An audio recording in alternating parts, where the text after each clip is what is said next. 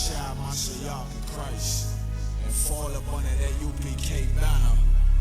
It's my brother and my blood, and I will die and kill for him if necessary.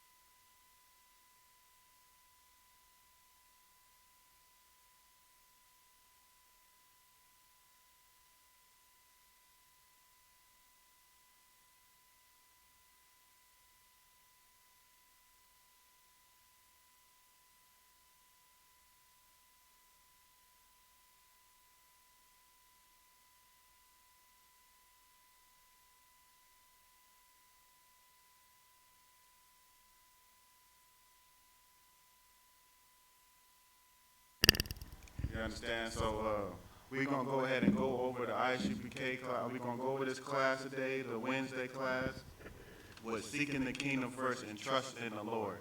You understand? Because it's very important that you know the trust in the Lord. So we're going to start off with Psalms 11 and 1. So pull Psalms 11 and 1 for me, and that's what we're going to start off with for today's laws class in I.S.U.P.K Atlanta. So while you're getting that, like I said, you always have to trust the Lord. It's going, like, even when you come into the truth, you should expect things to happen. Like, you should expect some type of problems to arise, some type of test to arrive to show, you know what I mean, to prove that you're willing to serve the Lord no matter what.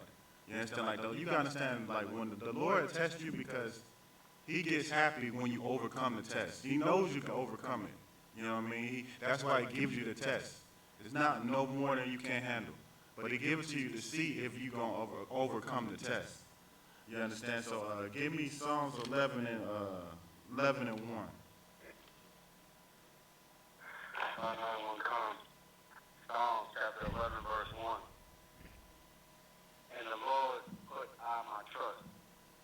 I'll say ye to my soul, flee as a bird to your mountain. Right, this is David talking. This is King David talking. And the first thing he said is what? In the Lord put I my trust. Right, in the Lord put I my trust. Meaning, you understand, it's known that you're supposed to trust the Lord. Your trust is supposed to be in the Lord. You understand? Not your trust in America, not your trust in the white man. You understand? Not your trust in any other thing but the Lord. You understand? That's the only thing that you're supposed to trust. You understand? Because without trusting the Lord, you really can't. You ain't gonna get nowhere. You understand? You're not gonna succeed. You know what I mean? And even if you do, you know that pretty much the Lord is waiting to repay you back your vengeance. Like for those people who's famous out there, you know what I mean, blacks, Hispanics, and Native Americans that don't give a damn about their people, the Lord will pay you back for that vengeance, man. You understand? He will pay you back for what you did. So that's why it says right here, King David saying, the Lord I put my trust.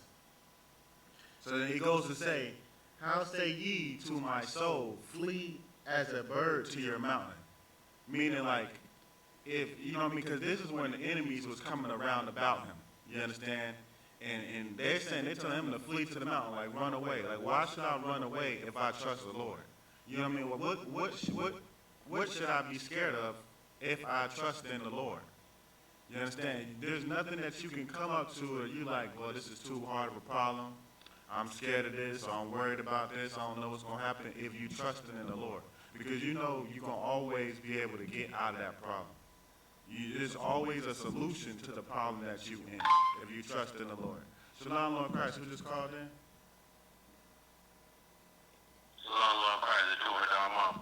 Are you doing Torah, Madar? Yes, sir. All right, no sweat. Shalom, Lord Christ, who just chimed in?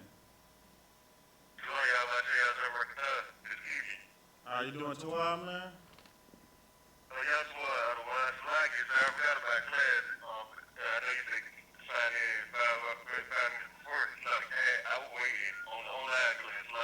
Yeah, it ain't no sweat. It ain't no sweat. It ain't no sweat. You know what I mean? Just place your phone on mute. We going over the law class. I'm teaching it again, Officer Ricard.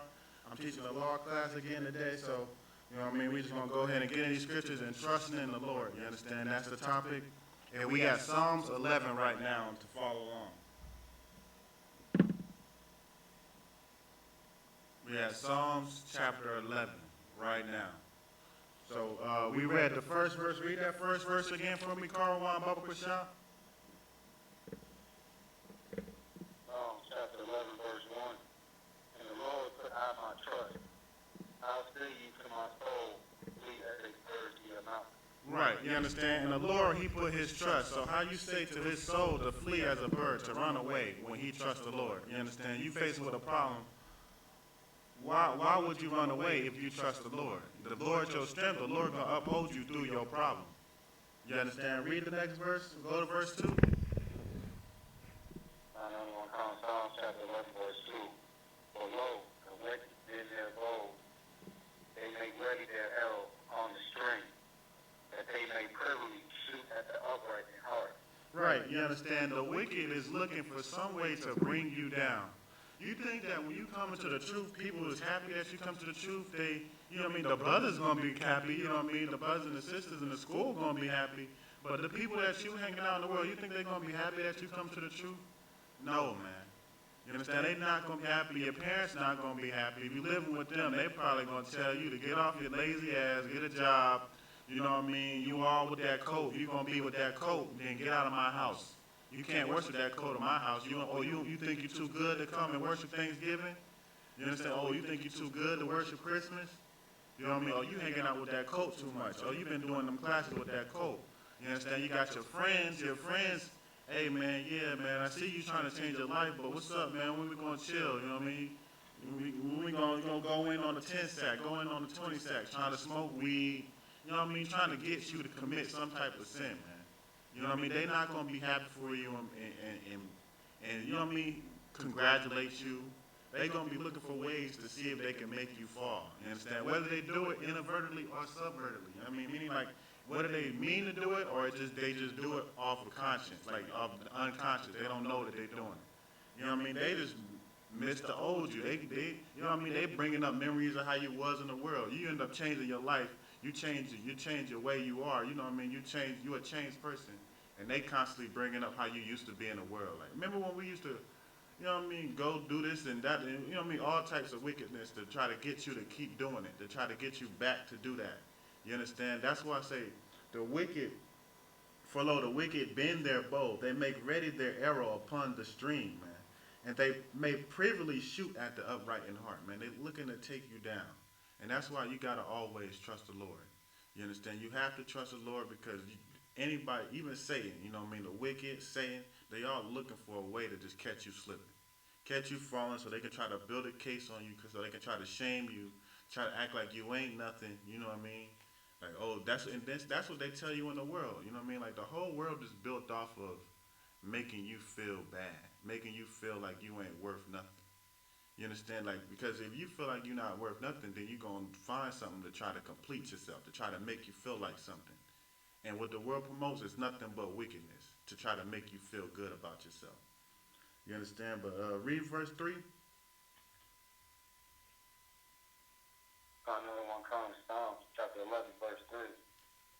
foundations be destroyed, what can the righteous do? Right. What is the foundations for blacks, Hispanics, and Native Americans now? Like I say, if the foundations be destroyed, what is these foundations that he's talking about? Like, Go ahead. is it the laws, commandments? It's talking, well, the laws and commandments ain't destroyed, so you know it wouldn't be talking about that. Because he's talking about these foundations are destroyed. Or if they be destroyed, meaning he's saying that they are destroyed.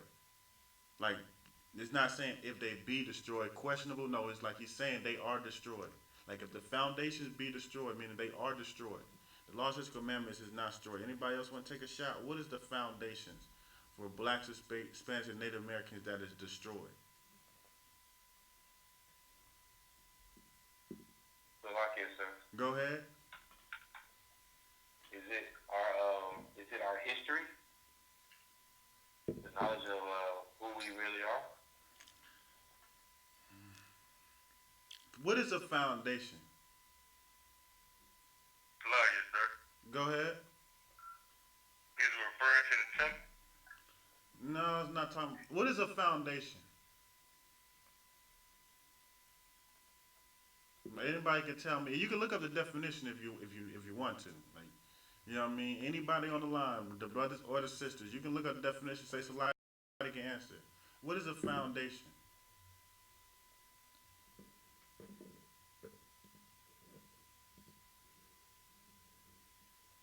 Nobody know what foundation is? Nobody want to look up the definition? Like it, sir. Yeah, go ahead. Pretty much a foundation is a thing of stability. Right. To build upon. Exactly. You understand? A foundation is what keeps things intact. It's what keep you with the understanding.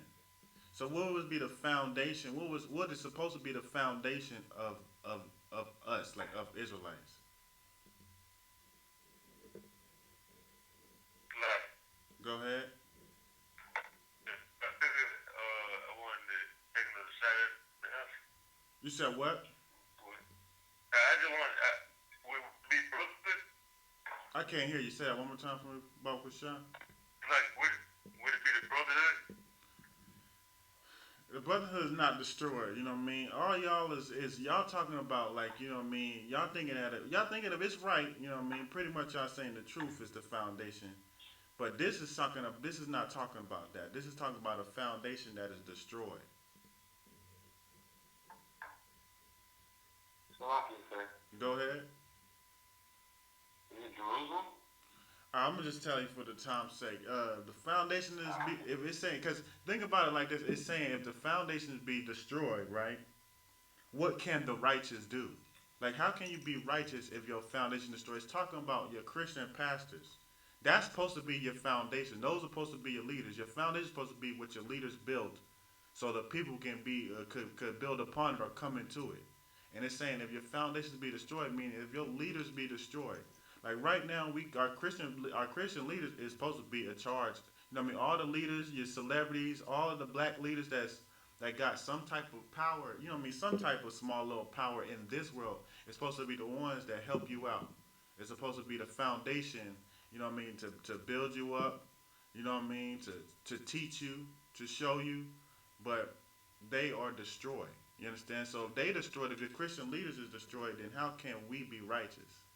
Like, you know what I mean? How can the righteous be how they are? You understand? That's what it's saying right here. If your foundation is destroyed. It's talking about the Christian verse 4. That's supposed to be your foundation. No.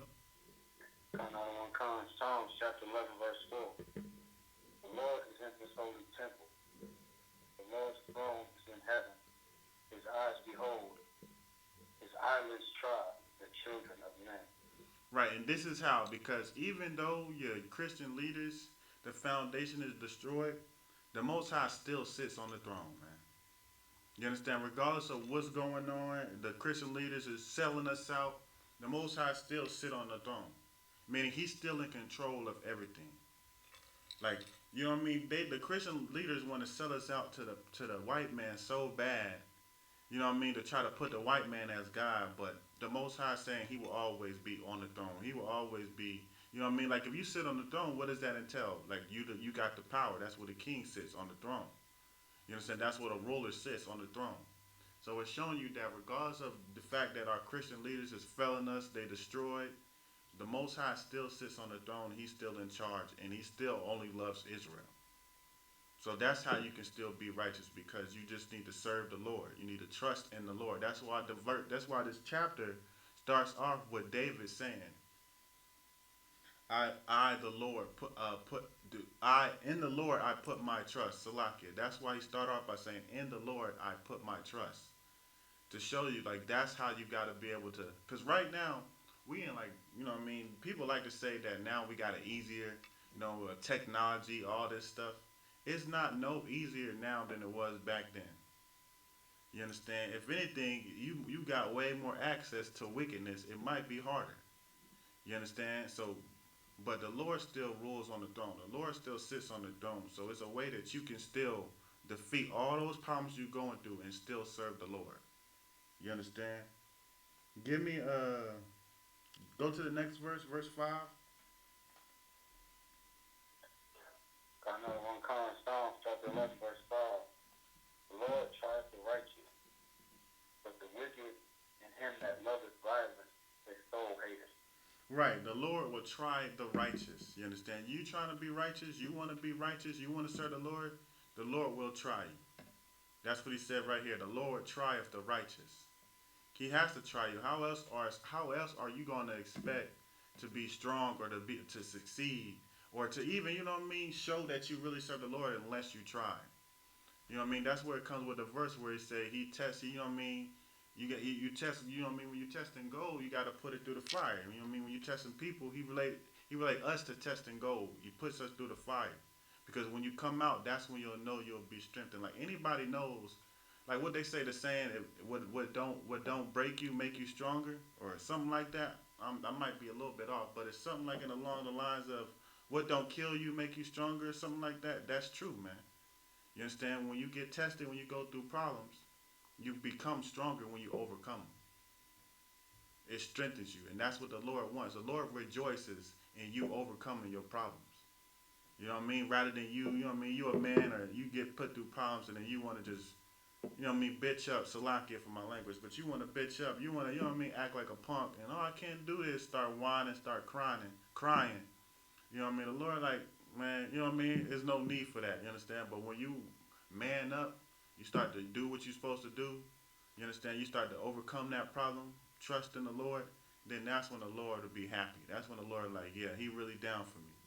You understand? He will try the righteous. Read the last part on that. Another one coming. You said the last part? Yeah, the last part on that. Alright. But the wicked and him that loveth violence, his soul hateth. Right, but the wicked and him that loveth violence, his soul hated. You understand? How do you know that he hate the wicked?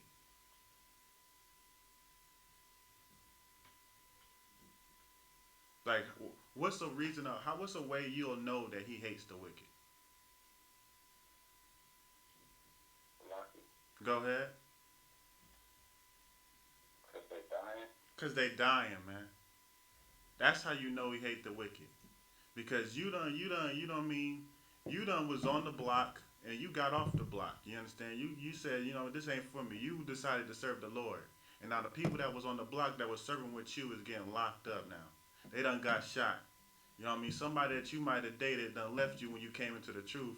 And now, you know what I mean, they sitting with 3, 4 children, got some type of disease. You know what I mean? You dodged the bullet. You know what I'm saying? That's how you know, because when you go back and you look at the people that you was with, they struggling now.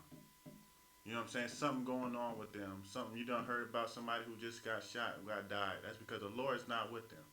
And he hateth the wicked, man. Those that love violence. You love to do violence. You love to commit violence against your people, hurt your people. Then the Lord going to deal with you. But if you're righteous, he going to test you. And he going to give you everything that you need to get out of that problem that he's testing you with. He's going to give you all the tools you need, everything you need, and he know in his mind you can do it. It's just a matter of if you're going to do it or not. Are you going to bitch up and salakia? You know what I mean? Are you going, oh, I can't do this, it's too hard. You understand? The Lord ain't going to set it before you if you can't do it. It's just that it don't work that way. That's the Lord knows what he's doing. You know what I'm saying? Read verse 6.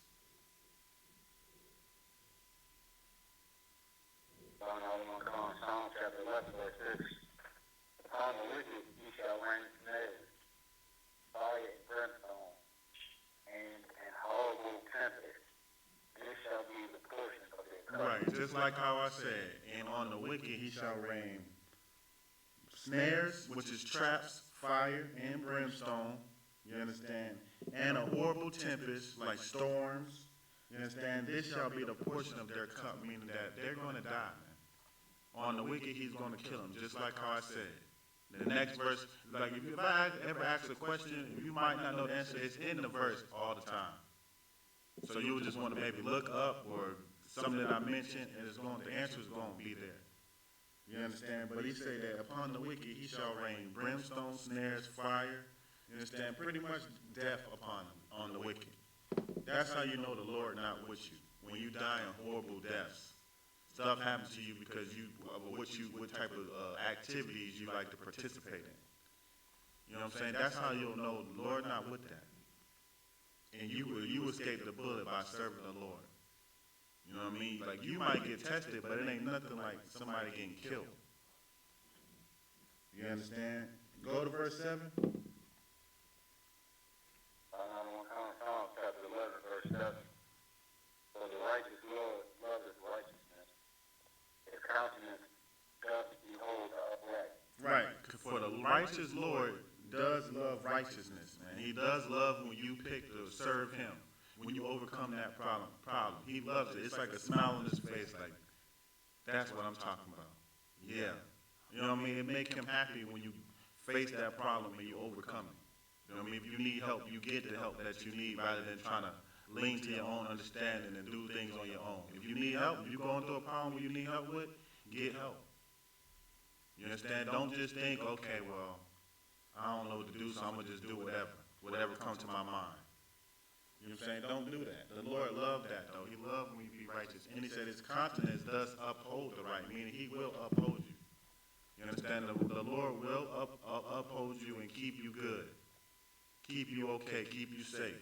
You understand? He's not going, oh, I don't care. You know what I mean? You're going through this problem, but I don't really give a damn, so whatever happens, happens. Nah, he's looking to see if you're going to serve him. And if you continue to serve him, if you continue, just like David said in verse 1, to put your trust in the Lord, then he's going to uphold you, man.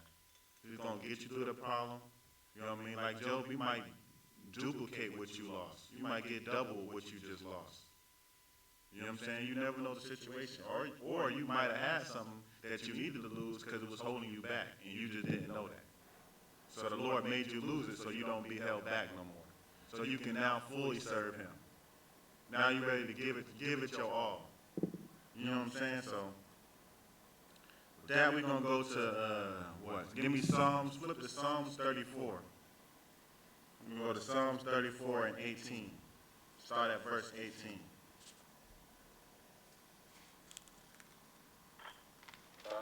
Psalms chapter 34, verse 18. The Lord is nigh unto them that are of a broken heart, and saveth such as be of a contrite spirit. Right, the Lord is nigh to them that are of a broken heart. The Lord like to see you when you at your last. You know what I mean? When you ain't got nothing, you feel like you ain't got nothing to live for. You feel like it's over with. You feel like you done for. You know what I mean? I no way I can get past this. You got the broken heart. He is nigh. He close to you when you got that broken heart, because he loves to see what you do in that situation, and he loves to see you do righteous in that situation. You understand? That's why he always tests you. He's not just going to allow you to just live the greatest life. You live, like, think about it. You came to the truth, you automatically got rich or something. It'll be too easy. You understand? Like, he wouldn't know that if the slightest problem came up, you would just be ready to just hightail it out of here because you never went through no bad problems. You know what I mean? That's why like white people go so crazy. They don't understand the life that we live because their life is all good their whole life. You know what I mean? They live a good life, a great life, get everything they want, spoiled. So the minute they go through a problem, they shoot up schools and stuff. They don't know how to handle it. You know what I'm saying? The Lord don't want you like that. That's why He's going to continue to test you because now you prove. Now you've been through the fire. You done came out the fire unscathed. You done came out the fire stronger than what you was. That's why I said He likes you of a broken spirit, a broken heart, and a contrite spirit. He likes you in that situation to where you always battling. You don't know you know what I mean? You in that situation where damn, I'm gonna have to fight. Why I gotta keep fighting? You might think in your mind, why I gotta keep fighting? Why do I keep going through problems? Why does this keep happening? I'm doing everything right. I'm serving the Lord. Why is not everything good? Because the Lord wants you in that spirit to, you know what I mean, always be ready to battle. Because that's what shows that you really serve the Lord once you always battle. Like when you come to the truth, you battle every day, man. It's not a day to where you can slack off and just be like, okay, this is my rest day. You know what I mean? Even if you resting, you're still battling demons that's trying to, you know what I mean, bring you down, get you out of the truth, put in thoughts in your mind. You know what I mean? Doubt you, making you doubt yourself. You know what I mean? Oh, you ain't nothing. You know what I mean? You ain't worth nothing. You a piece of crap. It's always those thoughts going in your mind. You know what I mean? And that's why you always continuously at a battle. And the Lord like that. It's just like it said. Read that verse again. I know in Psalm chapter 34, verse 18. The Lord is nigh unto them that are of a broken heart, and saveth such as be of a contrite spirit. Right, and He will sit. But even though He like you in that situation, once you make the right choice, once you decide that you want to serve the Lord, you're going to continue to serve the Lord, He will save you also in that time where you have that contrite spirit. He's going to also save you. You understand? It's like a, you know what I mean? It's like if you have children. You're going to test your children. You're going to test your children and see if your children are strong enough to, you know what I mean, go through problems and come out. And you also going to save them in the time that they need saving. I mean, the time that they need some help, you're going to help them out. You're going to be there for them. You understand? Read verse what? Give me verse 19. Psalms chapter 34, verse 19. Many are the afflictions of the righteous, but the Lord delivered them out of them all. Right. Many are the afflictions. You understand? Anybody know what an affliction is?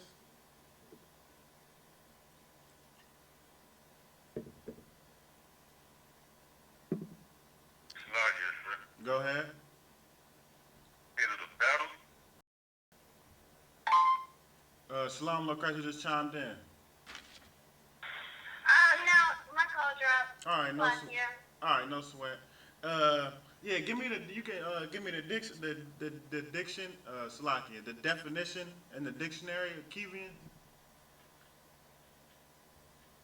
Look up affliction and give me the definition of affliction in the dictionary. All right, go ahead.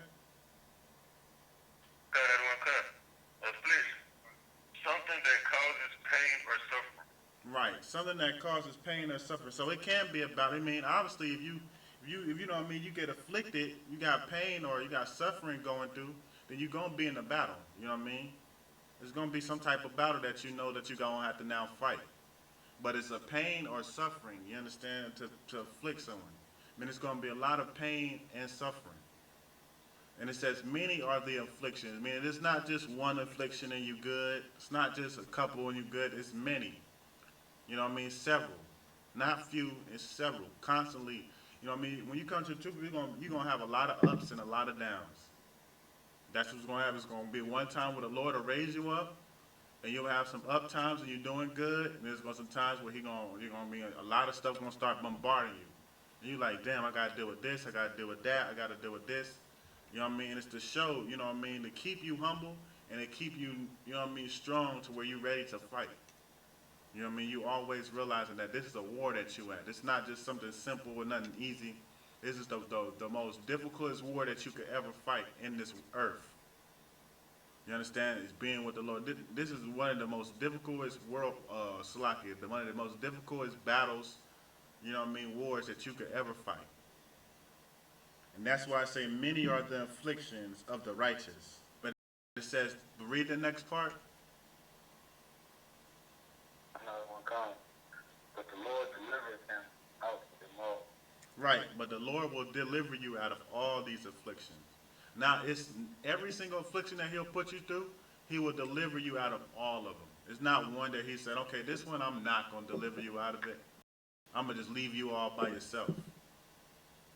I ain't even, no, I'm not. This one, no, I just want to see what you can do. You know what I mean? No, he's not doing it for no game, man. He's not doing it as no joke. He's doing it to test you, to strengthen you. And like he said, he will deliver you out of all of them. Give me verse 18 again. Read verse 18 again for me. We're going to read that all. Read 18 and then 19. Another one comes. Psalms 34, verse 18. The Lord is nigh unto them that are of a broken heart, and saveth such as be of a contrite spirit. Right, so if you think, 19. stop right there. So you think in your mind, why do I feel like this? Or why do I got to go through this? It's a good thing that you're going through that. It means that the Lord is with you. If you don't go through those problems, then who knows? The Lord probably don't even got his eyes towards you. You just up for grabs, and one day you're going to get killed. You know what I mean? By doing what you lust after. By doing what you thought that was good because you love, you know what I mean? You got a good life. Like a lot of Christians, they think in their mind, well, since I serve the Lord and I praise Jesus, you know what I mean? I go to church, I should have the best life my whole life. I should never go through no problems. Which made me think, well, do they read the Bible? Now, I know the answer, they don't read the Bible. You understand? Because all throughout the Bible, it tells you that you're going to be tested and you're going to be tempted when you come into the truth. You understand? It don't say, oh, serve me and you're going to have everything. Like, this is not our kingdom yet. So we're not going to have everything. We're going to be tested to see if we deserve that kingdom. You understand? But for some reason, you always see Christians, like, ever since I turned my life over to God, everything's been going good. Everything's been going my way. And you got to turn yourself over to Jesus, man. He going to make everything good for you. You know the Lord not with them because you're not going through no hardship. You decide to turn yourself over to Jesus, you know what? The Lord just said, to hell with him. And pretty much you just living your life thinking that you know what I mean? You might get something and the world might give you something and you thinking it's from God. It's not from God. Satan gives gifts too. Satan rewarding you for disobeying God. He said, good. Here you go. Stay that way. That's why I say the gift destroyeth the heart. I mean, people always looking for gifts thinking that they a man of God, a righteous woman of God, as long as they getting gifts, as long as they being blessed in their words. But it say a gift destroyeth the heart. You understand? You know why that gift destroy your heart? Because as long as you thinking that you getting gifts, you will never think to actually serve the Lord. Or actually crack open the Bible. Or actually read what's in the Bible. Actually follow the law, statutes, and commandments. No, you're going to do every little wicked thing you want to do because you just got a gift. You know what I mean? Just like the Christian pastors. The reason why they do what they do is because they get gifts, man. The white man cut them a good check to keep us asleep. To keep teaching us lies and teaching us to love the white man. And the reason why they don't never think, damn, well, maybe what I'm doing is wrong.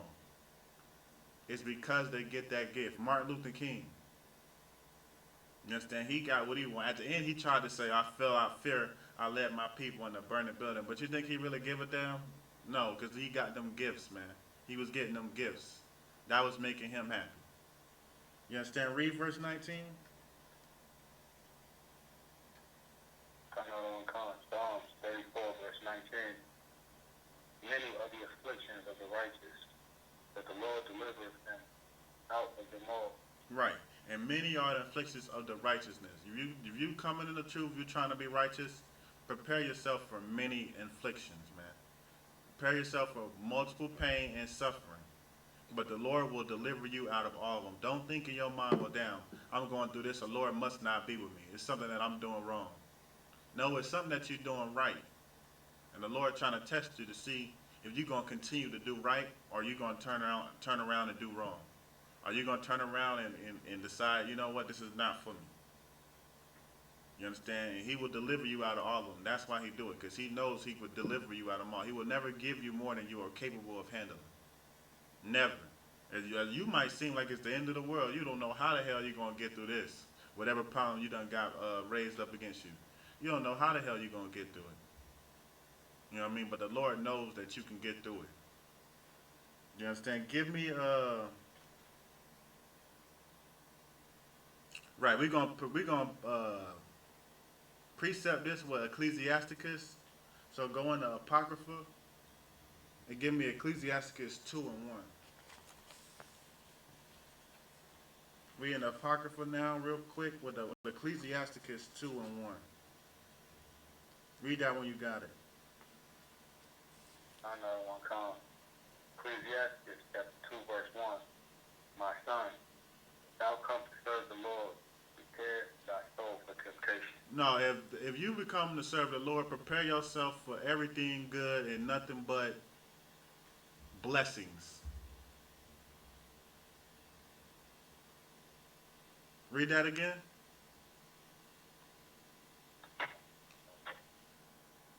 Ecclesiastes chapter 2, verse 1. My son, thou serve the Lord, prepare thy soul for temptation.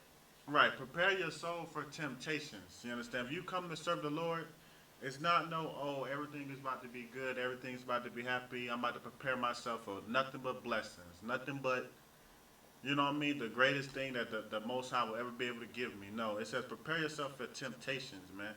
Because you thinking, when you in the world, you know what I mean, people think in the world, when they in the world, you know what I mean, Satan is after them. Satan not after you. Satan just, you know what I mean, he really don't even pay you no mind, because he already know he got you. You know what I mean? That's why you'll get gifts. He's like, I'm just give you a gift you are already doing wickedly. You know what I mean? To each his own. You know what I'm saying? But when Satan really comes after you is when you decide to come to the truth. When you start to come to the truth, then that's when Satan be like, okay, nah, he ain't worthy. Like Satan in his mind, he thinking he ain't worthy enough, Lord. You know what I mean? Because he served the Lord. You know what I mean? He served the Most High. So he thinking this mind, nah, this nigga's not worthy enough. You know what I mean? This woman not worthy enough. You know what I mean? That's what they thinking. That's what Satan thinking in his mind. So he gonna come to try to test you, try to tempt you, try to get you to be off. You know what I mean? Try to tempt you to eat some pork. Remember that Chinese food that you always used to eat with the pork in it, man? That pork fried rice. You know what I mean? You start getting cravings for that for no reason. You know what I'm saying? Remember them cigarettes, all that weed you used to smoke, man? Yeah, man. Go back to smoking. Chill out with you know what I mean, Day around the block. You always knew he had the gas. He had all the strong kush. You know what I mean? Things like that start creeping in your mind because that's Satan coming quickly to tempt you, to get you to not serve the Lord. That's his purpose. And he do it great. You understand? That's why I say prepare your soul for temptation if you come to serve the Lord. It don't mean, he's not saying maybe you'll be tempted. It's a possibility. No, he's saying it's going to happen. So you need to prepare yourself. You understand? You need to get ready. Get ready to fight. This is where the fight really begins. You know what I'm saying? As soon as you try to take the classes, try to get a name, come in the truth, this is where the fight starts to begin. And it's only going to get harder. As if you're a man, you know what I mean, and you start to get raised up, you become a trooper, become an officer. You know what I mean? The temptation is only going to get stronger and harder. It's not going to be like, okay, well, I don't reach this rank, so now since I'm seasoned in the truth, I'm already good. You know what I mean? I don't got to worry about that, man. Yeah, I wouldn't made it this far if I'm just good. No, you're going to be tested and tempted even harder. You understand? Like the temptation, the test that the generals go through is beyond all other, man. You know what I mean? They're a general. You understand? 7 generals. They get tempted and tested more than anybody you could ever even think of, imagine. You understand? By all types of things, all types of tests. And the Lord does that because he knows that they're the ones that can handle that. You know what I mean? So, like I said, as you move up, you can only expect the test to get harder, things to get more difficult, to go through more problems, more struggles. You know what I mean? But you'll have your ups too. You know what I mean? It's not going to always be downs. You're going to have all your ups where you're getting raised up, you're feeling good, you're doing good, you in a groove. You know what I'm saying? It's ups and downs. It's going to go back and forth. We're going to go, let me see. Give me Matthew chapter 6, verse 25. We're going to start at Matthew chapter 6, verse 25.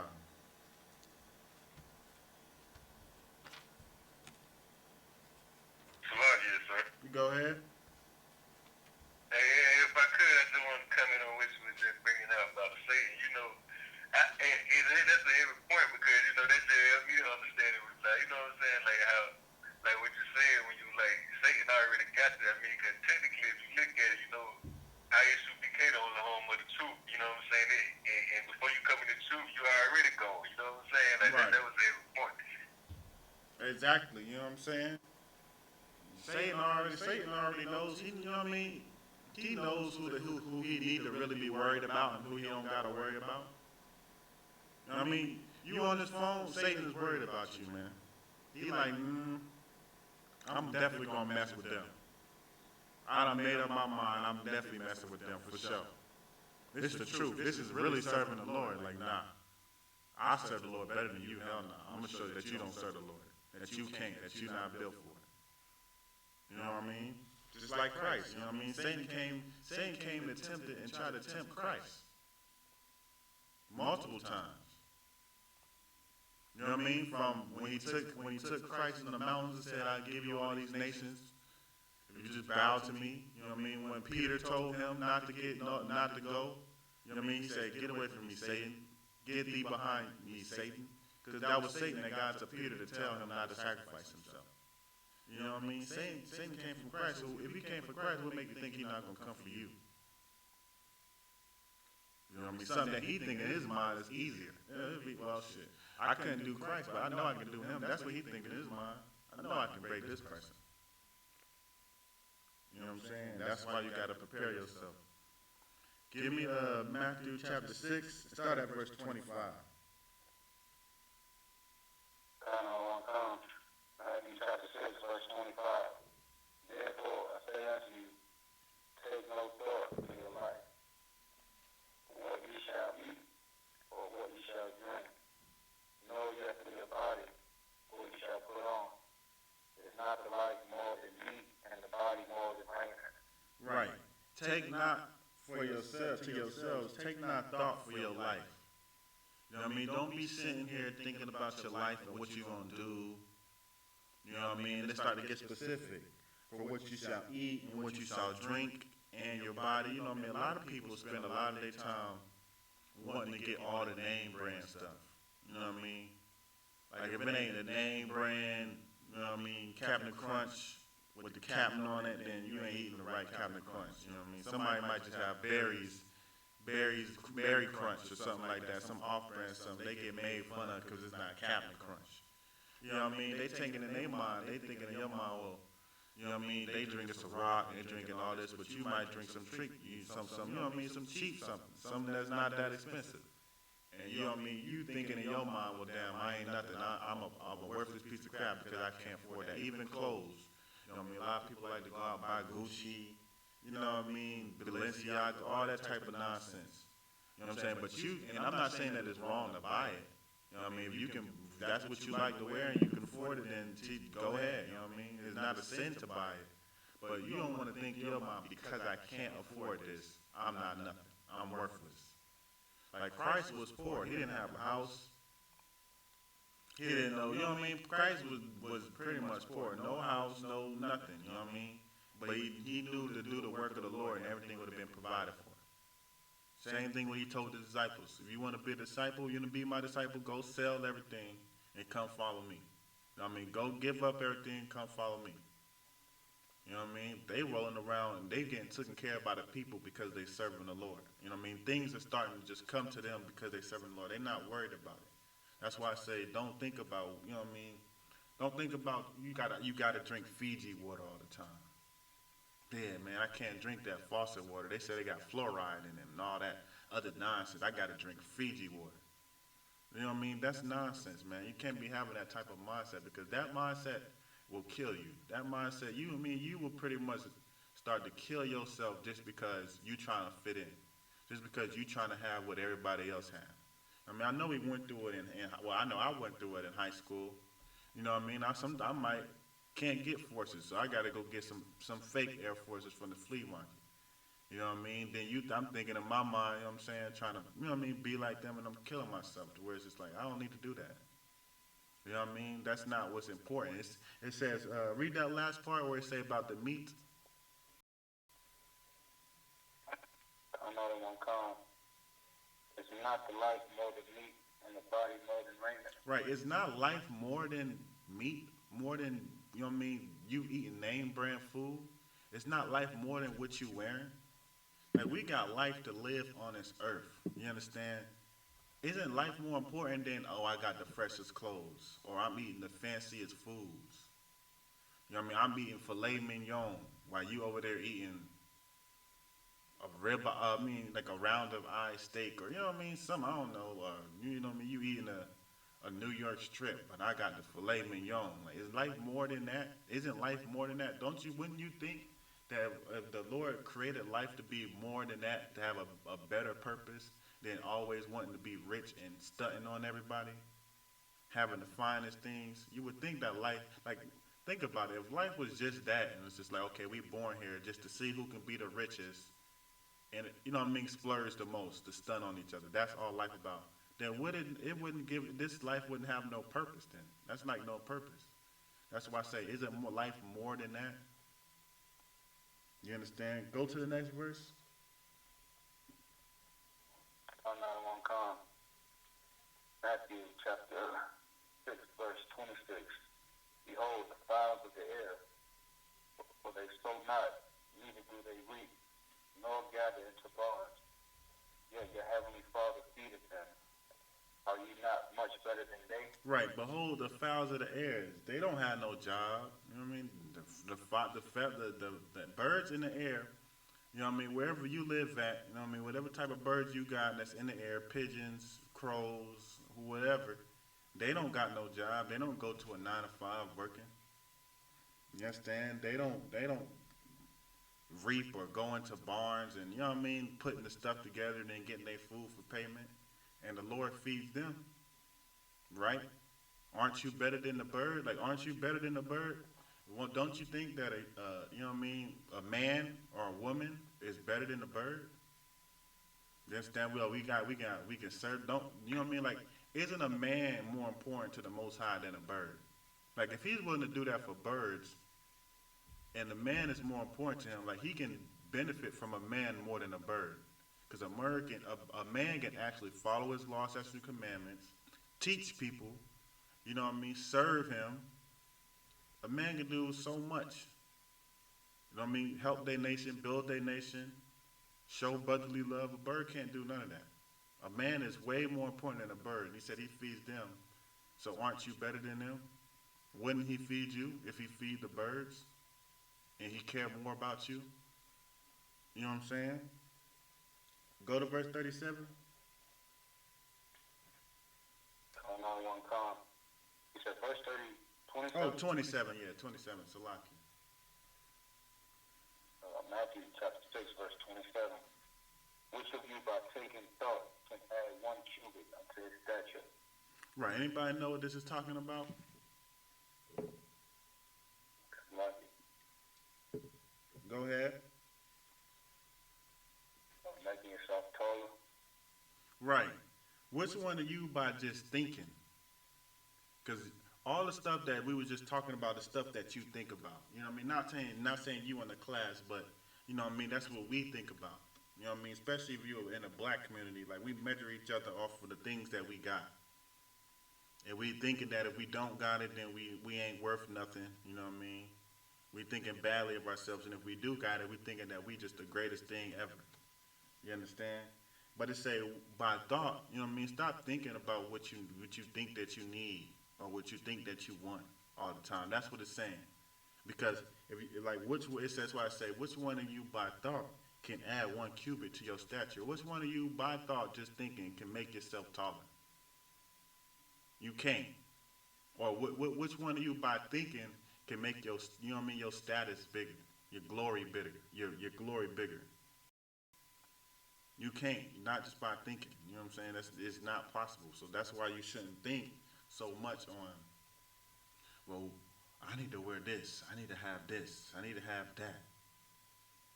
You understand? It's no power in thought. You understand? Go verse 28. Come out of one come, Matthew chapter 6, verse 28. And why take you thought for raiment? Consider the lilies of the field, how they grow. They toil not, neither do they spin. Right, and why could you of the clothes that you're wearing? I gotta have I gotta have the best clothes, the most fashionable clothes, the best style. Everything need to be crisp. Like I'm not saying it's not okay to look nice. You can look nice. That's what our people always did. Look nice. You know what I mean? We make style. But it's saying you don't want to take it to the point to where you got a spirit on. Well, you trying to compete and I need to have the best. And you know what I mean? You measuring yourself pretty much by the status of what you got. Like that's what it's talking like. You don't want to measure yourself based off of what you got, what you can afford. You understand? The Lord, if you can't afford nothing, the Lord will provide it for you. There's brothers that came to the school homeless, couldn't afford nothing, but everything was provided for them. I mean, one day they'll get this, the next day they'll come in, they'll get that, and eventually they got everything that they need. You understand? That's what it's saying. It's more important to worry about the Lord and serving the Lord than, well, I don't know, I can't come into the truth because I can't get no boots. You gotta wear boots. I don't know how I'm gonna buy boots. I don't got no money. Somebody will give you a pair of boots, man. You know what I mean? I don't got no headpiece. I don't know how to get a headpiece. You'll find a way to get a headpiece. Somebody will give you one. You know what I mean? Or somebody will show you to the direction to where you can get one. You know what I mean? Give you the money, boom, buy it, boom, you're good. You know what I'm saying? You don't want to worry about it in the sense of you allowing it to stop you from serving the Lord. Or you thinking too hard about it and you're beating yourself up because you don't got it. You understand? Just like I said, for who should think about clothes? For the lilies of the field, how they grow. The you know what I mean? The flowers in the field growing, but they don't work. They don't toil. They don't got no job. You understand? They don't got no, they don't spin. They don't go back and forth. When it's talking about spinning, it's talking about running back and forth and running around and running with like a chicken with your head cut off trying to find out how to do this stuff. Try to find out how you going to get the next pair of Jordans. You know what I mean? The flowers don't do that, but yet they grow. Keep going. Matthew chapter 6, verse 29. And yet I say unto you that even Solomon in all his glory was not arrayed like one of these. Right. Anybody know what this is talking about?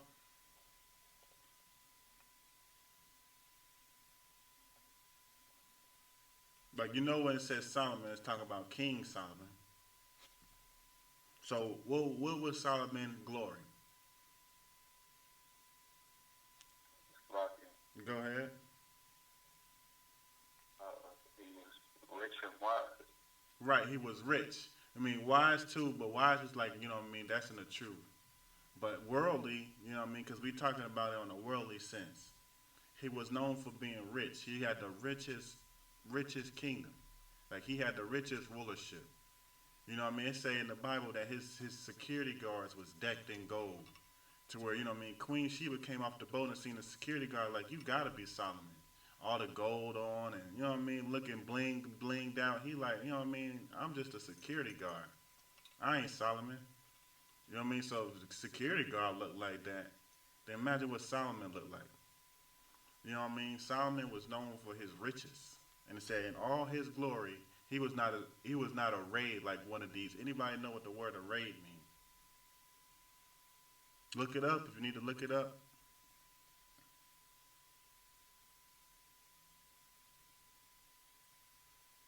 Like it, sir. Go ahead. Arrayed is like he was not dressed like this. He was not glorified like this. Or decorated. Yeah, that's true, but give me the definition. Baba Kusha.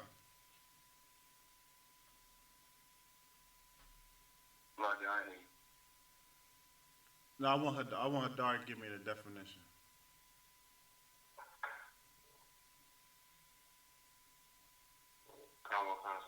Right now. Alright. Yeah, just Google it, you know what I mean? Put it in Google, just type it in Google.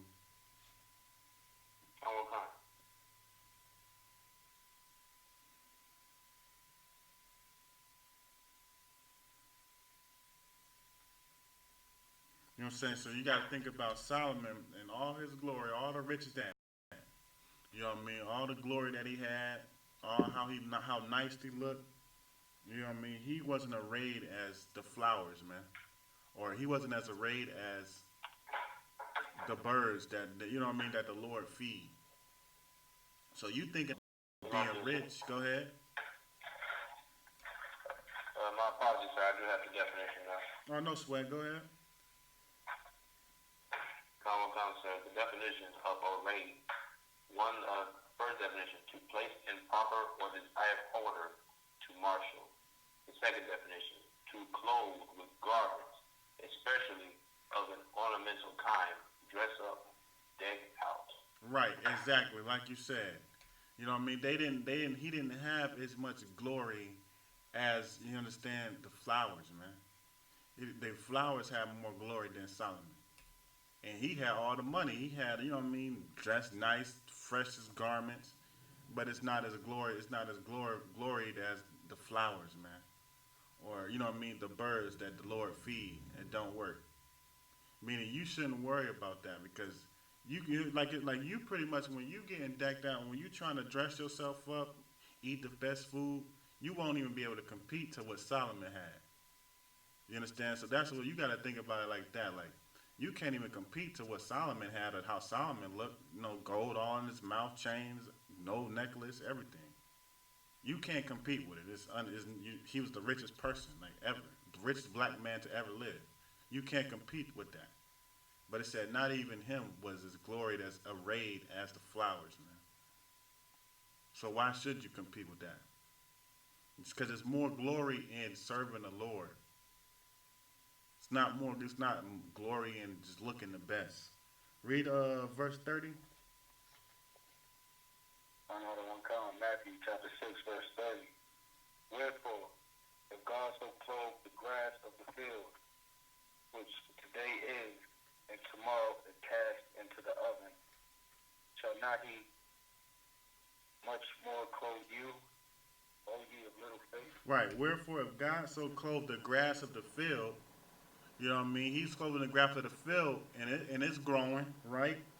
Which to this day is, and tomorrow is cast into the oven, meaning it's growing today, and he's, you know what I mean? He's clothing the field, he's clothing the grass, but then tomorrow it get cut. You know what I mean? Somebody cut the grass, you know, cut all the grass now. You know what I mean? You done cast it into the oven, you done killed the grass now. You understand? Should he not much more clothe you? Like pretty much, you would think that it's useless to clothe grass if it's going to be cut the next day or it's going to be cast in the oven the next day. What's the point?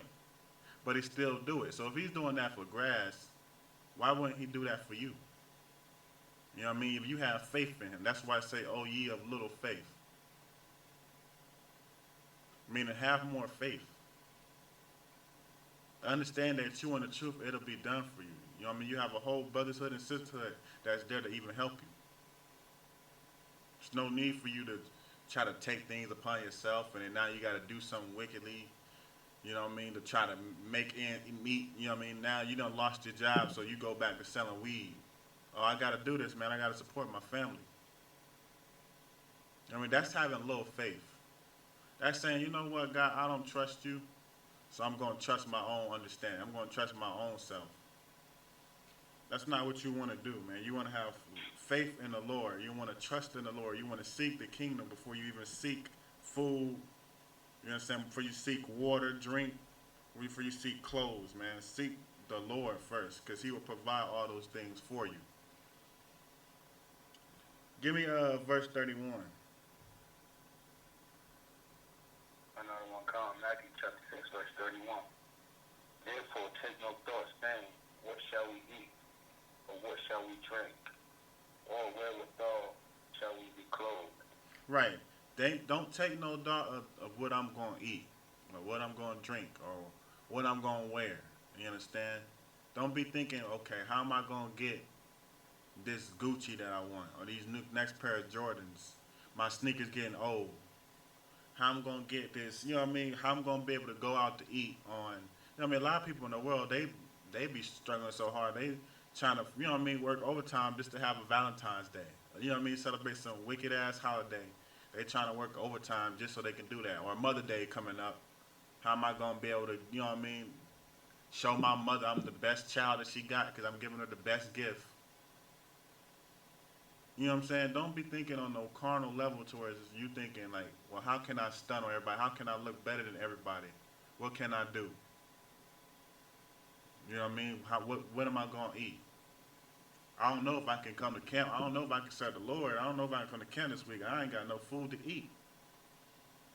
You know what I mean? Or I don't eat McDonald's. You know what I mean? You got McDonald's money, but you think in your mind, I don't want that. I'm trying to figure out how I can eat. You know what I mean? Longhorn Steakhouse or something. Some spot, I don't know, Applebee's. Go to the McDonald's, man. Eat the McDonald's and serve the Lord.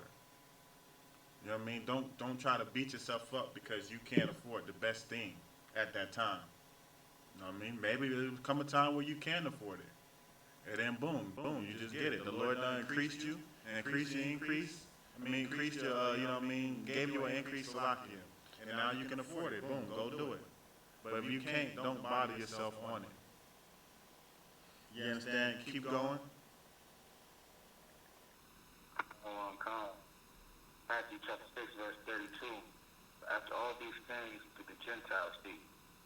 For your heavenly Father knoweth that ye have need of all these things. Right. You understand? For after all these things do the Gentiles speak. That's how the white man measures his status. You know what I mean? That's how all the other nations measure their status, based off of what they got. Not based off of if they serve the Lord. They'll say they serve the Lord, but they don't give a damn about the Lord. Because they measure their status off of what they got. They comparing, oh, who got the best car? You understand? Who got the best house? Oh, I got more bedrooms than you. Oh, my car is better than yours. Oh, mine costs more. Oh, I'm eating at the best. I'm eating at these 5 stars while you eating at 4-star restaurants. Oh, I'm, you know what I mean? I'm in the Trump hotel while you in Days Inn. You know what I mean? That's what the Gentiles do. That's what white people do. You know what I mean? This is their kingdom. That's how they measure themselves in wealth. Not how much they serving the Lord. Not how much they love the Lord. Not how much they praise the Lord. You understand? That's what white people do. You don't want to be in a competition of what Gentiles do, and you are not in your kingdom. You by default gonna lose. You sitting here busting your ass trying to compete because that's what people do in the world. They say you gotta get rich, and then they down the black person who don't got money because why? They trying to compare and mount themselves up to a white person, and they'll work so hard to get anything that they got, then they'll go out and see a white person just 10 times as much as what they got. That'll make them feel bad. And so that's why they go and they talk crap about other black people. Because they thinking in their mind, well, I can't compete with the white man, that's what I'm trying to do. I feel bad. Let me just go and talk to people who I am over, who I do got more than, and put them down. So I can try to make myself feel better. That's the mentality that they have in the world when they do things like that. That's the type of mentality that you will grow when you're seeking for these things, when you're looking for these things. You understand? Read that from the top again.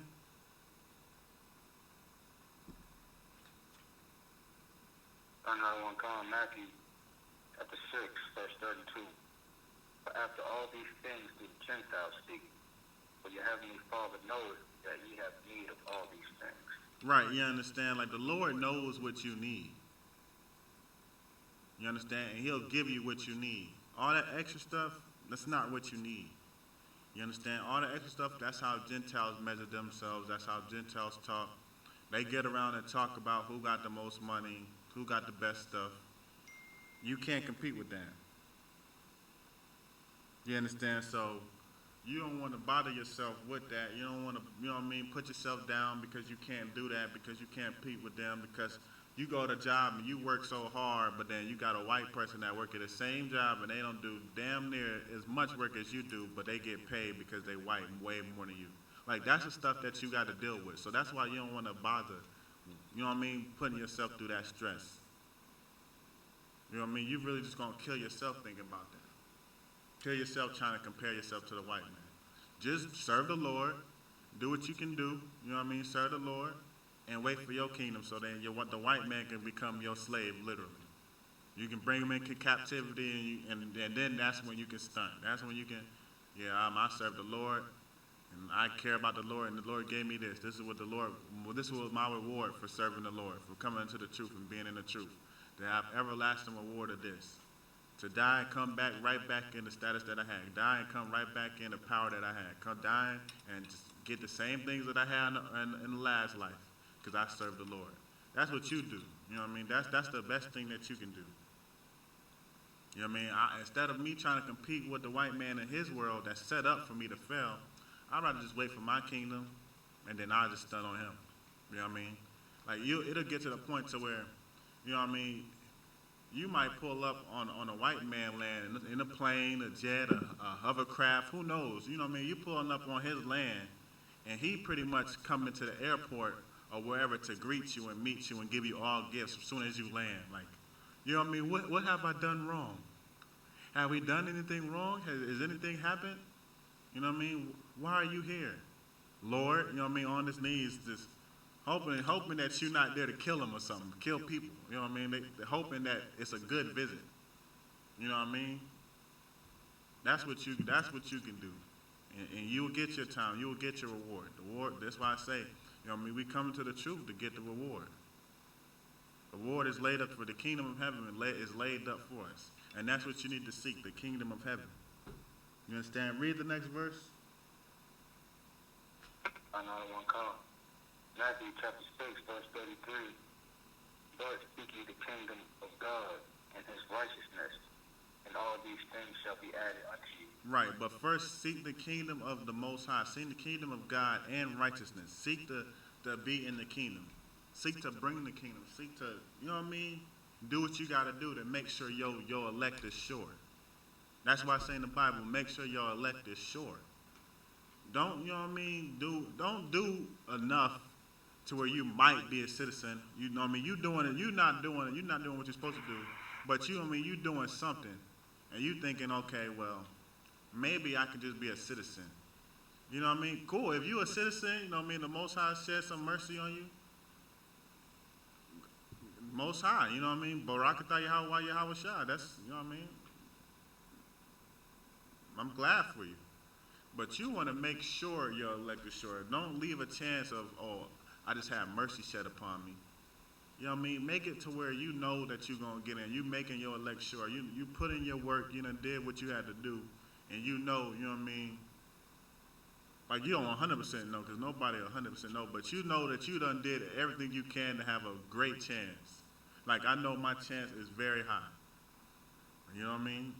That's what you want to do. Make sure your elect is sure. Do anything and everything that you can, because the Most High see everything you do. So he'll see, okay, boom, one, he's chosen.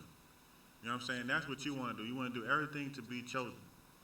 You understand? You want to seek first the kingdom, and then everything will be added on to you. All this stuff that you thought that you needed, you will find out you don't need it, and everything that you need, the Lord will give you. You understand? The Lord will make sure you got it, make sure you provide it for it, make sure you can continue to do the work of the Lord.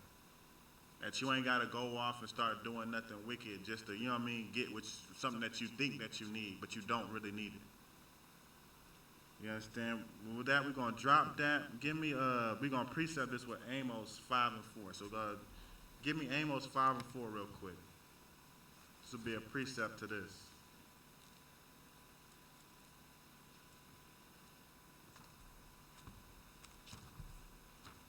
Just read it when you got it.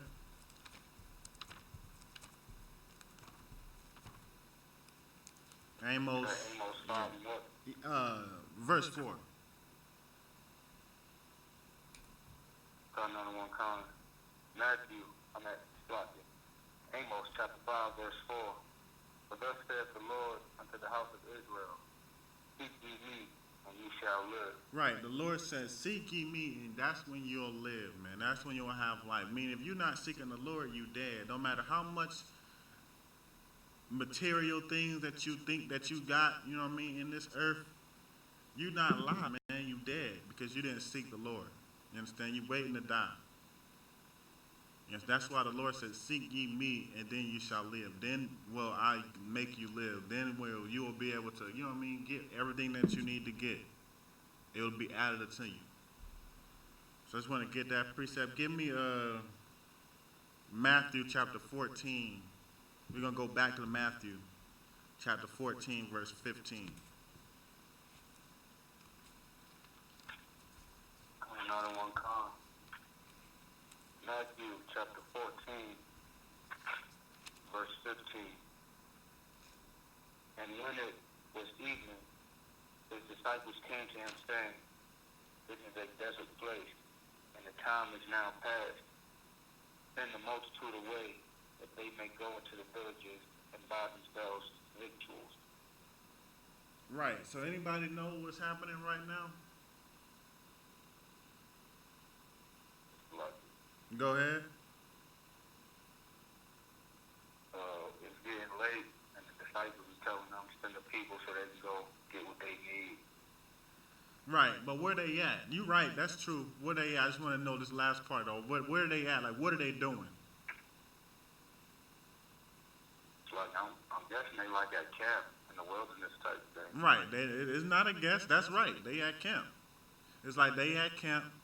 They done been out there at camp for a whole day teaching the people, and one of the disciples go up and be like, "Yeah, man, yeah, send them home, man. Let them go home. You know what I mean? They get hungry. You know what I'm saying? We've been in camp all day. We've been here all night. You know what I'm saying? Just send them. They getting hungry. So let them go eat, man. You know what I mean? That's what he telling Christ. You understand? Send the multitude. It says, send the multitude away that they may go into the village and buy themselves victuals, meaning buy themselves food. You understand? Read the next verse. Another one come. Matthew chapter 15, verse 16.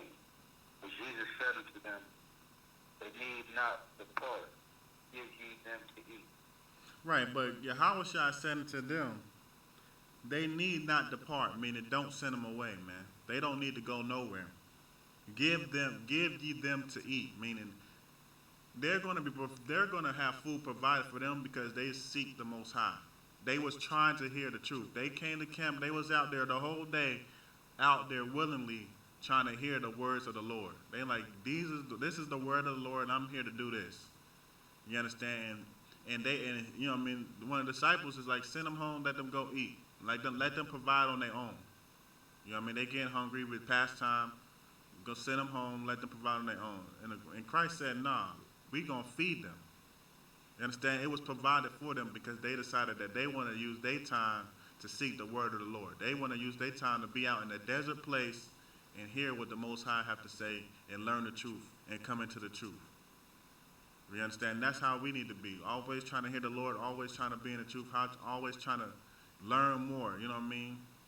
And then you'll be fed. It'll be happening just because you decided to seek the Lord. Keep going. Another one come. Matthew chapter 14, verse 17.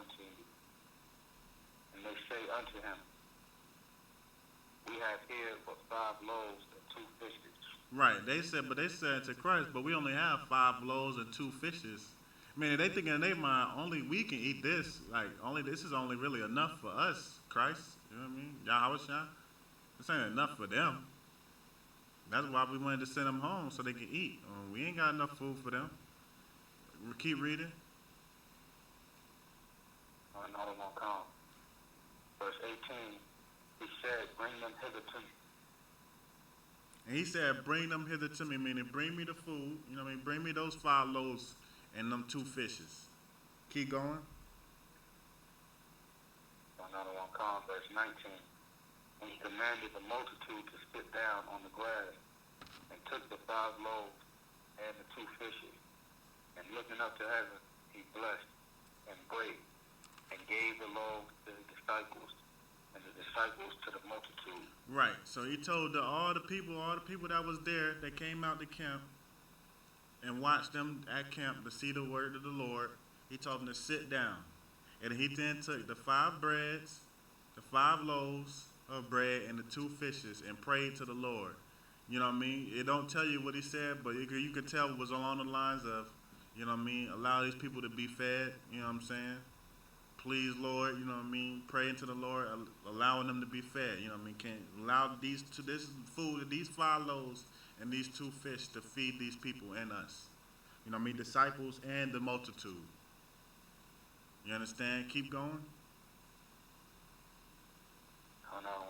Verse 20. And they did all eat and were filled, and they took up the fragments that remained 12 baskets full. Right, and they did eat and were filled, meaning out of this 5 loaves and 2 fishes, he fed the disciples and the multitude. And then you notice it says, and then when they took out the remained 12 baskets full. Meaning, like, you know, you got black people who they don't like to eat the end parts of the bread. You know what I mean? They taking off the edges of the bread. You know what I mean? Or certain pieces that they don't like of the bread or the fish. You know what I mean? Or I don't like the part around the head. You know what I mean? They eating different parts of it because you know black people, they picky eaters. You know what I mean? So they didn't like it all. But they took up all the baskets after everybody ate and was full. They took up the remains and was 12 baskets full of food still. Full of fish that you could have still ate and bread that you could have still ate. You understand? Off of 5 loaves and 2 fishes. Everybody was fed because they decided to seek the Lord. You understand? And now we're about to find out how many people it was that was fed with this. You understand? Keep going. Verse 21. And they that had eaten were about 5,000 men. Right. God, women, and children. Right. It said they that had eaten was 5,000 men, man. You understand? That's 5,000 men that they fed off of 5 loaves and 2 fishes. And it was 12 baskets full of food left. Seek ye first the kingdom, man. They was fed because they decided to hear the word of the Lord. And it said not only was it 5,000 men, but what?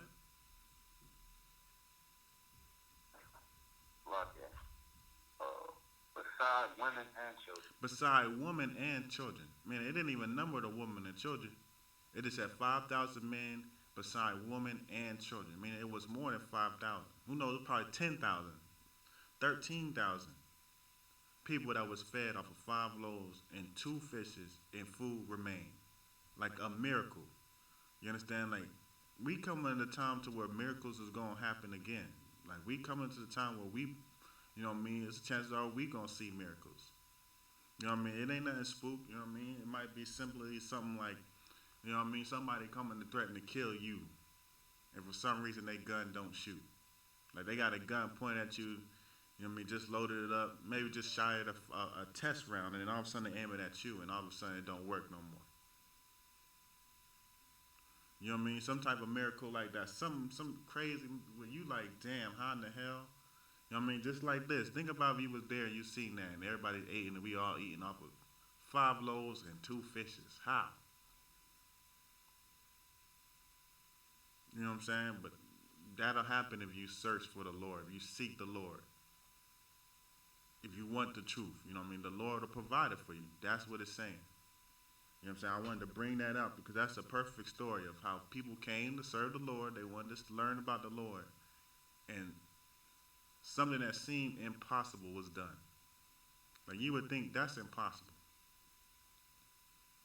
You know what I mean? 2 fishes? One person probably could eat 2 fishes. You know what I mean? But 5,000 women and beside women and children ate 2 fishes with leftovers. You know what I'm saying? That's why it'll be provided for you, man. Seek the Lord. This ain't no myth book. This is all in the book. Stories that I know we probably not heard of, too. You know what I mean? But the Christian pastors don't give you understanding of it. He don't let you know what it is. You understand? Give me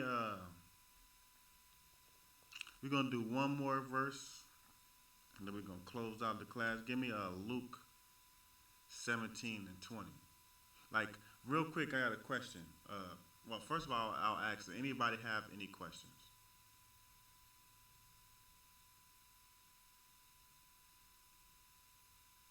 Nobody has no questions about anything. Yeah, go ahead. I don't got a question, but I was looking at that last scripture, and I was thinking about how the scripture always It always number the men, but never the women and children. And I'm thinking like, well, you can have more than one child. And then I'm like, then it hit me like, damn, you have more than one woman too. So that's gonna be like a multitude. Exactly. Over the men, you feel me? Exactly, and that's how you know it didn't name them because it was more than 5,000 men.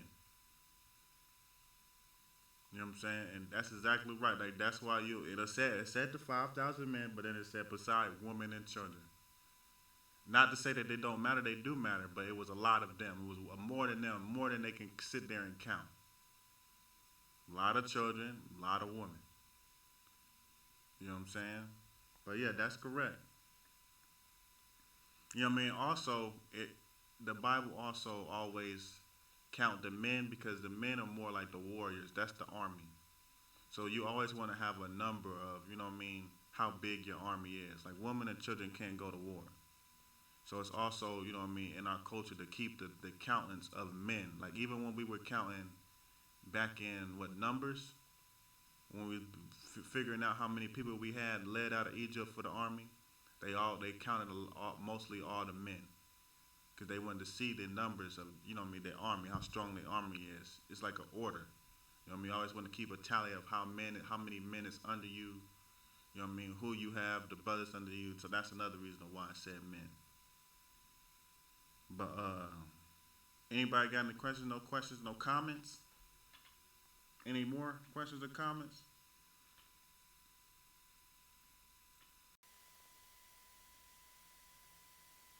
All right. I got a question. How do you seek the kingdom? Like, give me like a simple, like maybe like one word. Like, what? How do you seek the kingdom? But Go ahead. I.S.U.P.K. Yeah, that's the school. You know what I mean? You're right. You know what I mean? That's where you know what I mean? That's where the kingdom is. You know what I mean? That's what we're doing. We pushing this truth, and we the only ones with the truth. But like, I want like a word. Like, what do you got to do? Like an action.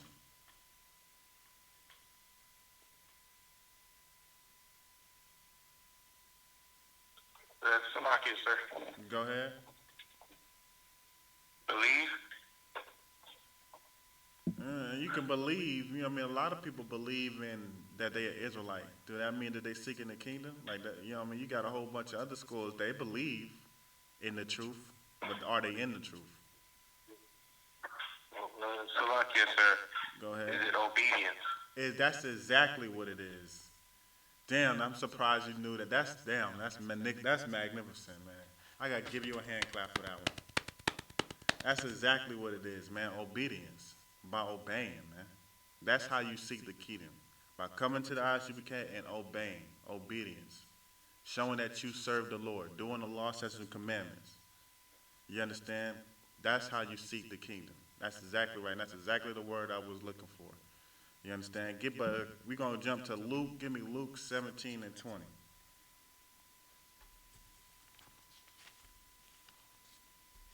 Not a one call. Luke chapter 17, verse 20. And when he was demanded of the Pharisees when the kingdom of God should come, he answered them and said, the kingdom of God cometh not with observation. Right. So the Pharisees is asking Christ, you know what I mean, when the kingdom of God shall come. Like, when is it going to come? Like, you teach the kingdom of God. Like, you know, Christ he told the prophet, the disciples to go not into the way of the Gentiles, but enter not into the Samaritan cities, but go into the lost sheep of house of Israel and teach them that the kingdom is at hand.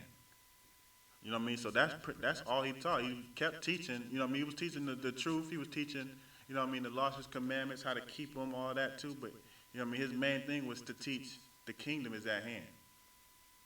You know what I'm saying? So the Pharisees, you know what I mean, they heard this and they say, well, when is the kingdom coming? If it's at hand, when is it coming? You understand? And then what he say? Read that. And said, The kingdom of God cometh not with observation. Anybody know what that means? Right. Go ahead. And you can't just stand by idle, believe and watch watching, you gotta put your boots on the ground. Right, you understand? You're not just gonna be able to observe the kingdom and look. Like that's what the Pharisees was doing. That's what they said, when is it coming? Like they looking for the kingdom to come. And he said it's not coming by observation. You're not just gonna sit there and just observe and wait for the kingdom and be like, yeah, you know what I mean? I'm watching. I ain't doing nothing, but I'm watching, and so I'm gonna get the kingdom. No, it don't come with observation. You understand? A lot of people, like I said, I went to this on my other class, like 2 weeks ago. People waiting for Christ to come back. You understand? They like, oh, when Christ coming back? They waiting. You know what I mean? They looking to see when Christ is coming back. But according to the Bible, it don't come with you looking to see when Christ coming back. It come with you actually doing work. You know what I mean? Actually putting on boots, going out to camp. You know what I mean? Coming officers, teaching class, raising up your nation. Keep trying to draw, fish for men. Fish, that's why I say fish for men, man. Because we fishing to build up a nation. You know what I mean? You got the great sisters in the school backing their men or backing the brothers. You know what I mean? Backing their husband, doing what they can to, so, you know what I mean, help their husband out, make things easier. You know what I mean? Doing what they can to help the school, help the brothers, make sure the brothers eat, you know what I mean? A hadar rib, you know, Sister Amina cook every Sabbath class. Every Sabbath when we going out. You got things like that. People doing things to build the kingdom. People putting in work, you know what I mean? Sewing fringes. My ribs sewing fringes. You know what I mean? Having fringes built, having fringes and stuff like that. So brothers, you know what I mean, go out looking right, looking like UPK out there on camp. That's how you build the kingdom, by doing in work, putting in work. You understand? That's how you get it, not by just looking and waiting. I wonder when it's going to come. You understand? But read verse 21. I don't want to come, verse 21. Neither shall they say, lo here, or lo there. For behold, the kingdom of God is within you. Right. What does it mean by the kingdom of God is within you? It said, neither shall they say, look here or look there. Like lo, it means look. Look here or look there. Behold, you know what I mean? Like pretty much, they look like that. You gotta look at how the Pharisees was looking, even how Christians look at it today. They looking at it as, you know what I mean, something about to happen, and they be like, look, that's the kingdom right there. It's coming. Or look there, that's the kingdom right there. You know what I mean? I don't know if they still do it, but you got Christians waiting on a rapture. Like, I don't know if that's still a thing. Somebody know, then let me know, but I don't know if that's still a thing. I don't know if they believe in that. I'm not sure. But, you know what I mean, from my knowledge, when I was in the world, and I was, you know what I mean, I wasn't necessarily a Christian, but everything is really Christian when you're in the world, because inadvertently or subvertently, you've been taught by Christianity, and that's why you do what you do. You know what I mean? That's why you sin, because inadvertently you was taught by Christianity. But you know what I mean? In Christianity, I know they waiting for a rapture. You know what I mean? They waiting for Christ to return. I'm not saying that we not, but we know that Christ ain't returning unless we put in the work and we bring him here. You understand? What does it mean by when it said the kingdom is within you? I damn near gave it away.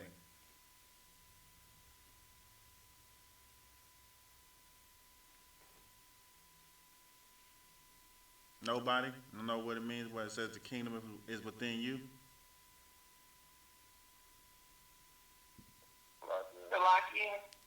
Go ahead, sis. I ain't hear from you. I would say to put in work. Right, exactly. It's within you. You know what I mean? It's up to you to bring the kingdom. You know what I'm saying? Just like I was saying, it's like a lot of people thinking in their mind that they waiting for the kingdom. They're going to sit down and just wait and, you know, waiting for Christ to come back. No, how about you do stuff to build your nation so he can come back? It's within you. You bring the kingdom. You understand?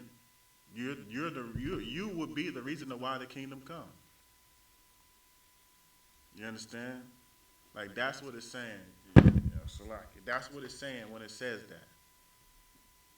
You know what I mean? Like you said, it's not gonna come with observation. So if it's not gonna come with observation, then obviously you got to do stuff.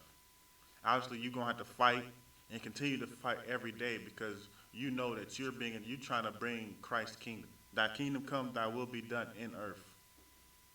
You understand? You trying to bring that kingdom to earth, and you putting in the work that you got to put into so it can be on earth. So your people can now get out of oppression. So now your people don't have to be living the life that they live now. You understand that you can be on top, and all these other nations can be under you, how they're supposed to be from the beginning. You understand? So now you can be ruler, you know what I mean, priest on earth, kings and priests on earth. You understand? Because that's what we do it for, the kingdom, right? You know what I mean? We all do this truth for the kingdom. And what do we do when we in this truth? We put in work. You know what I mean? Teach classes, go to camp, read, come to class, let other people know, you know what I mean, about the truth. Try to share the information, you know what I mean, as much as we can. You know what I mean? So not all the time do you need to, like, you know what I mean, if you're at work and stuff like that, if they ask, you know what I mean, cool, but, you know what I mean, you don't want to be all in, like, having people all in your business like that. You know what I'm saying? But if an opportunity presents itself, yeah, man, I.S.U.P.K here, you can take classes, call in, or boom, boom, boom, you know what I'm saying? Something simple to let people know that the truth is out. That we, you know what I mean, we trying to build a nation. You know what I'm saying? So I'm about to go ahead, that was the last verse. Once again, I'm asking one more time, anybody got any questions on today's topic or anything?